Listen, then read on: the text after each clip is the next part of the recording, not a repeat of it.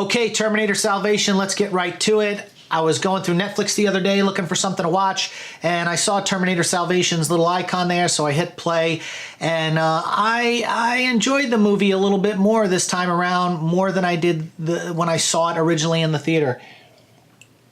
Now, Terminator Salvation was rated PG-13, so it didn't have that hard R. All of the other sequels have been PG-13 except the original Terminator, which was rated R. This movie starred Anton Yelchin as Kyle Reese. You had Christian Bale as John Connor. Sam Worthington played a Terminator named Marcus, who didn't know he was a Terminator. Common was in the film. It was one of his early movies. I didn't think he did a great job in it, but he has since gone on and grown as an actor. Michael Ironside was in it, who I thought was underused. Dallas Bryce Howard was in the film, and she was playing Kate, which I'm pretty sure that's like the throwback to Catherine Brewster, who was in Terminator Rise of the Machines, that character, played by Clara Danes. And Roland Kickinger played the T-800 Terminator in this film when it wasn't a CGI Arnold face. It takes place in the future, which I think is great. It was all future war. One of the best parts about the original Terminator film and Terminator 2 Judgment Day were how they would do these flashbacks and show the future war, which, you know, gave you just enough to get like this idea in your head about what it was like and how horrible it was through the eyes of Michael Biehn's character in the first film, and through Sarah Connor describing what the future would be in the beginning of Terminator 2 Judgment Day. And I've always thought, man, if they could ever pull off a full-length feature film of just the future war, it would be badass. And lo and behold, they come through with Terminator Salvation, which did not do any time travel, jumping back and forth. Now, I was working on an HBO series quite a few years ago and ran into Martin Lang, who was the production designer for Terminator Salvation.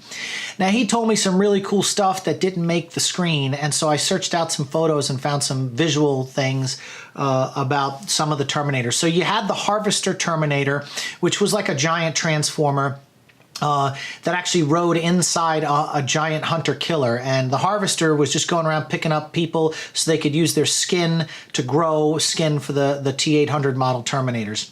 They were pretty cool, and then its legs opened up, the Harvester, and rolled out two Moto Terminators, which were motorcycle Terminators, which that was one of my favorite parts of Terminator Salvation, was kind of seeing new things that we haven't seen before.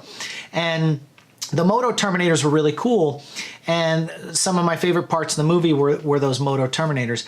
But Martin Lang had said that those Terminators actually were supposed to be endoskeletons holding on to a front wheel as the front crossbar, and then the back feet were going to be hooked on pegs by the wheels. And then what happened is they would roll into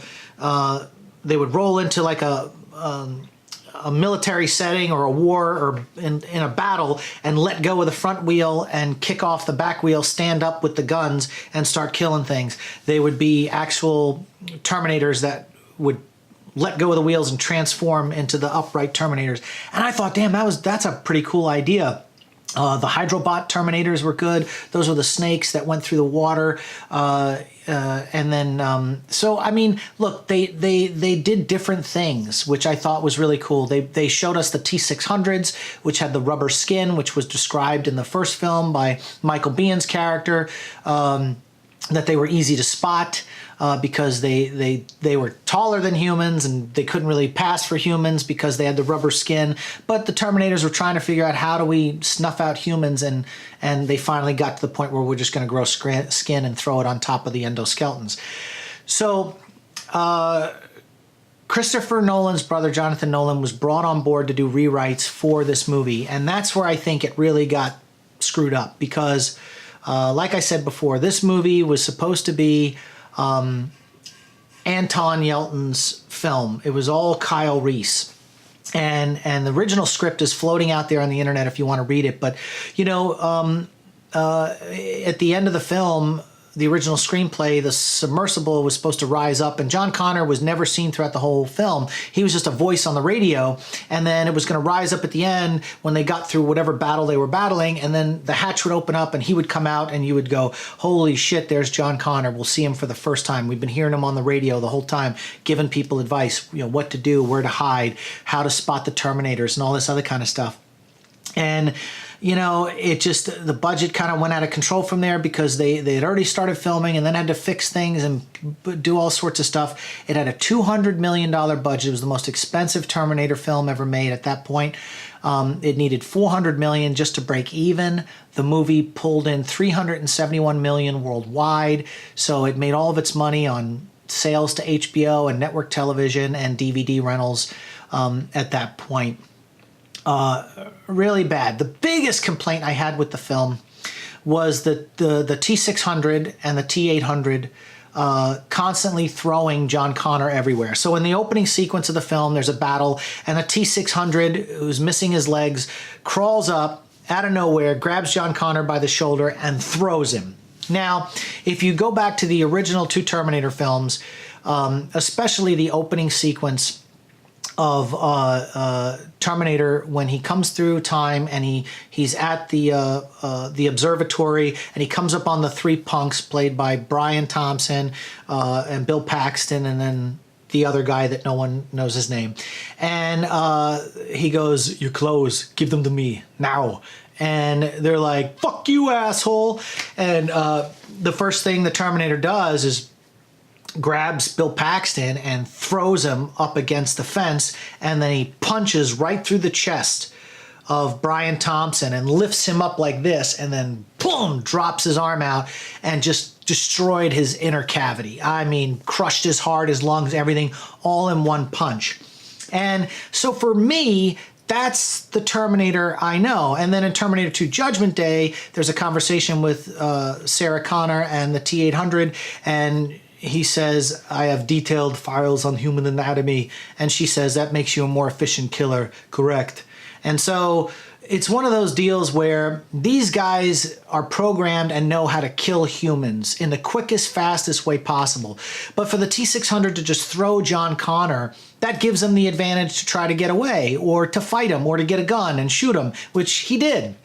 And then when John Connor finally makes it to Cyberdyne, and he's looking for Kyle Reese, and he comes up to that one door, and he's looking through, and the T-800 busts the door down, hits him in the face, knocks him to the ground, and he shoots the Terminator as he steps up. He's revealed the first CGI Arnold Schwarzenegger ever.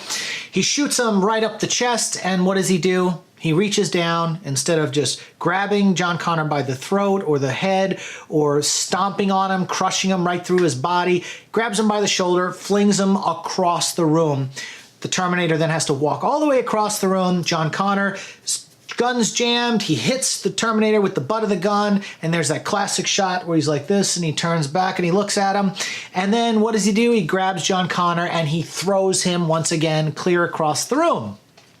When all he had to do was punch him straight through the face, right through the chest, rip his lungs out, whatever. So then, but this happens 3 more times in the film during all of the battle sequences before the molten steel comes down and he scratches John Connor's face and gives him the scar that we all know, which is the throwback to Terminator 2 Judgment Day when we first see future war John Connor. And, you know, he just keeps throwing him. And then at one point, when he finally hurts his heart, the Terminator takes double arms and hits John Connor in the chest, and it throws him across the room once again, and that's when his heart is starting to give out.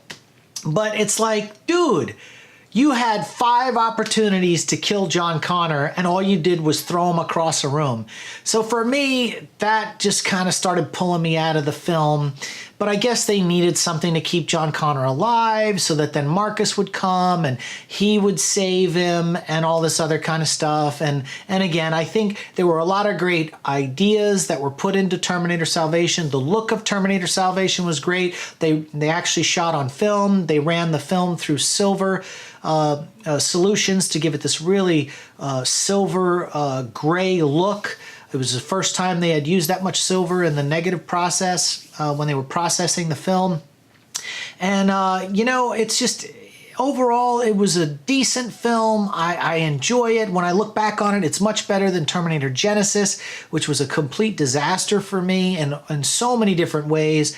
And so, in retrospect, it holds its own. It's just the script was muddied throughout because they beefed up John Connor's role. So look, I'll tell you, give Terminator Salvation another shot. Watch it. Tell me what you think in the comments below. Did you like Terminator Salvation?